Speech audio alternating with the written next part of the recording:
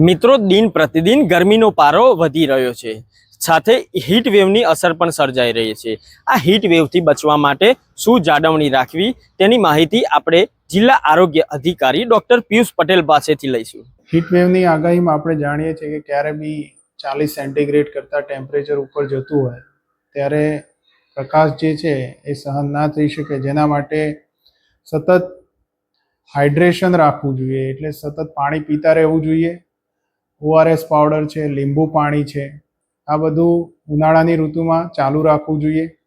તેમજ સુતરાઉ કપડાં અને પાતળા કપડાં પહેરવા જોઈએ, માથે ઢાંકેલું રાખવાનું, અને શક્ય હોય તો બપોરે 12 થી 4 ઘરની અંદર જ રહેવું, કારણ વગર એટલે કે કામ વગર ઘરની બહાર ન નીકળવું।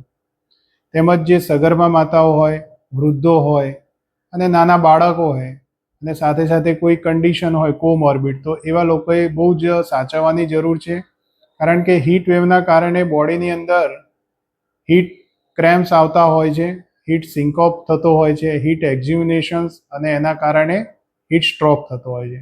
આવી કન્ડિશનમાં જ્યારે પણ કોઈ પણ વ્યક્તિને જો પણ તકલીફ લાગે તો નજીકના દવાખાના અથવા તો 108નો તાત્કાલિક સંપર્ક કરવો, જેની અંદર હીટ વેવની પણ તમામ સારવારની વ્યવસ્થાઓ કરેલી છે।